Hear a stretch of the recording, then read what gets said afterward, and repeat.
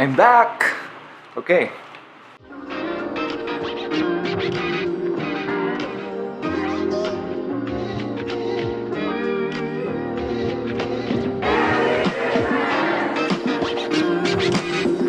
Alright, so it's actually the next day now, like very early the next day. It's now 5:30 a.m. As I mentioned earlier, the cardboard glass fermenter is free. So the first batch of beer is currently under carbonation. Just transfer it to the bottle. So I can make my second batch of beer. This time, I'm going to use the dark roast. So I ordered this Carafa Type 2. So this is a 1 kilogram batch. And let's start weighing. Brewing the second batch of beer will be faster because we kind of know what to do. Okay, so I'm going to start weighing a total of 760 grams of this malt. Let's do that. Once again, I'm still using this grinder. Good.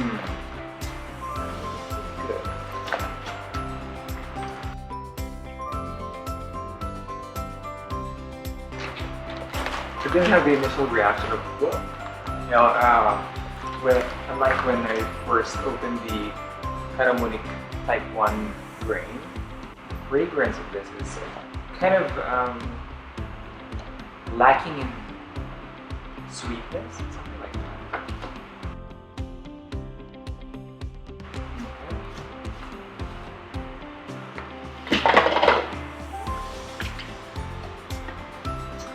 Oh, I forgot, it's actually easier to grind these darker roasts. I mean, I'm just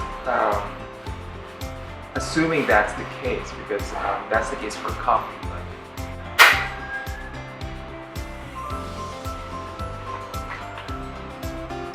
Okay, guess we have to wait.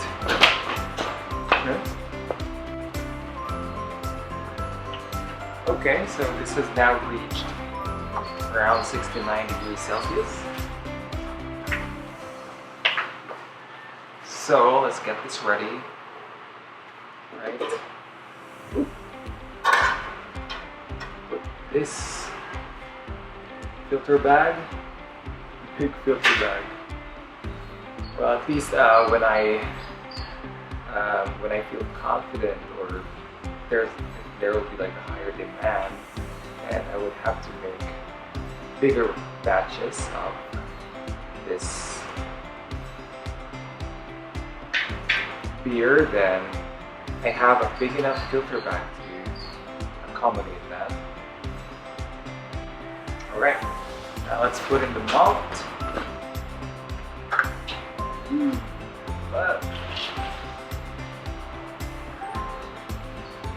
Okay.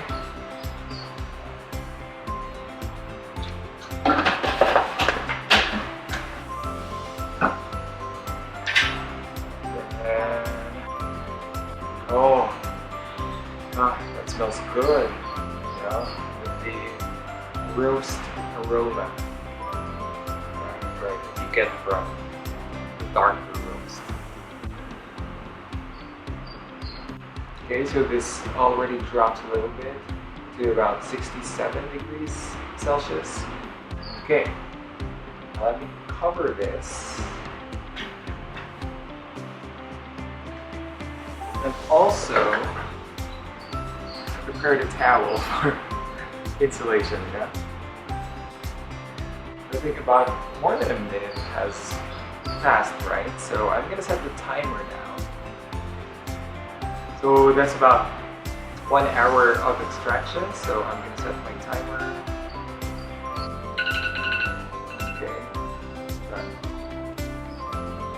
Alright, it's time.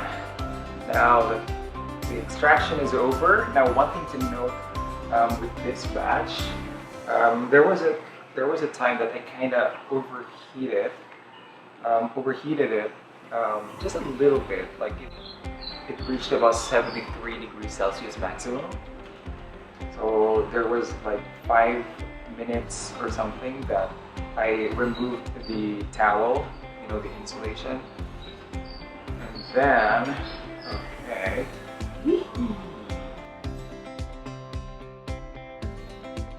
So final temperature, let's say, final temperature is about 66 degrees Celsius.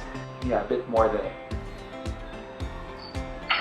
not that bad. So yeah, now it's time to just squeeze out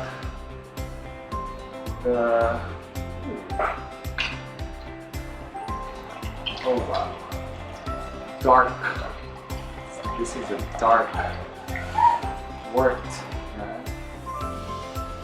I just have my coffee, so same time as last, as the first batch, I will dispose this immediately so that I can clean up the filter bag, ready to filter the wort later on before cooling and then transferring to the carboy fermenter. So let me just squeeze out. Okay, so I'm gonna dispose this immediately to the soil. We're using it as fertilizer to the upway plants in the garden. So I'm gonna dispose it together with this coffee grounds, coffee and beer, my favorite beverages.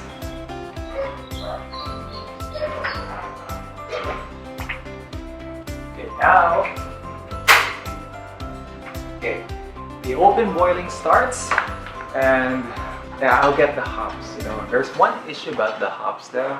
I have not purchased a new hops actually, so I'm still using the hops that has expired. Well, I'm just pushing this, you know, like what the hell? I mean, I don't think it is really spoiled. Just a big reduction of flavor, but we will see because I'm gonna check the package that I opened last time. If that smells bad or doesn't look as good, then I'm gonna open the other package that is still sealed. Okay, but hopefully I can maximize the hops. So the same as last time, about 13.5 grams of hops is our target, more or less. I'm expecting, I'm not sure, but I might expect a slight bitter flavor. What do you think? In the dark roasted malt? I'm not so sure. Okay, so here is our hops. It feels like it's still okay. You know, like, I mean, it smells like it's still okay. It looks like it's still okay. There's no fungi or something, so I'm gonna make use of it, man. Okay, 13.5. So that's about 13.7. Almost very close to last time, which was 13.8. Okay, hopefully we can still hold up for another 2 weeks. For another 2 weeks, when I make my next batch. Basically, I'm checking the temperature from time to time just to anticipate, you know, because when it's really close to 100 degrees Celsius, it will really start to roll, you know, and that's when we want to add the hops. This wort is really close to boiling right now, like rolling, so I'm gonna add the hops now. There you go. So it's now starting to roll, and an hour timer will start right about now. Now let me just clean this up, so I'm ready for the next phase. So I'm gonna control the flame as well because this might turn violet, right? All right, time to clean up. Okay, that's time's up.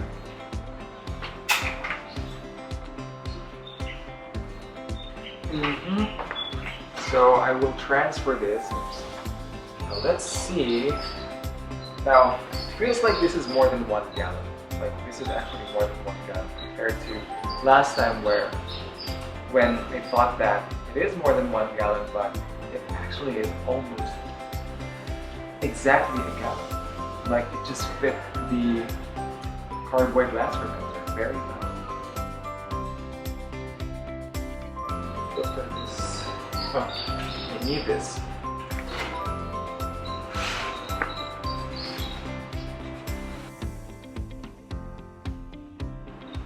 Right. Oops. Okay, the Filipino touch. Alright, Philippines represent. We add yellow. Okay, now I'm gonna do this real quick. So basically I will put water, fill this up with a bit of water, and then what I do is like do this motion, like stir it like that. And then if the ice melts, I would put in more ice packs. The fermenter. Let's see if this is 1 gallon or more.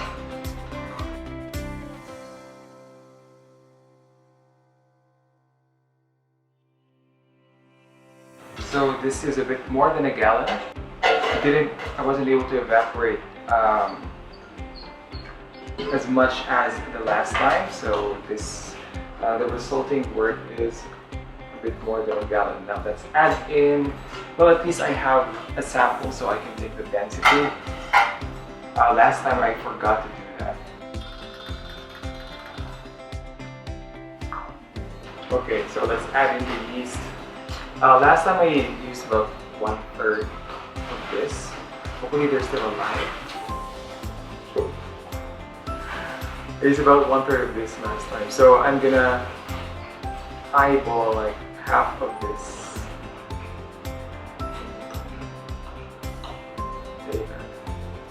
Small packet. Okay, let's quickly seal this back. Oh, let me just stir it a little bit. Okay, the black yeast. Grab the sides of the container. They have to. I guess that's why priming is better. You can ensure that all the yeast are there. Now let's put in the airlock. Alright, now wish me luck again. So this turns out well. Now let me put this aside and check and have an estimate of the density. So that's one thing I forgot to do last time. Now I don't have the more accurate tools to measure the density, but I can have an estimate by having a container with a known volume. So this is like 60 ml. Then I'm gonna weigh the wort. So what is this for? To check the alcohol content later. After fermentation, you can check the alcohol content by comparing the two densities.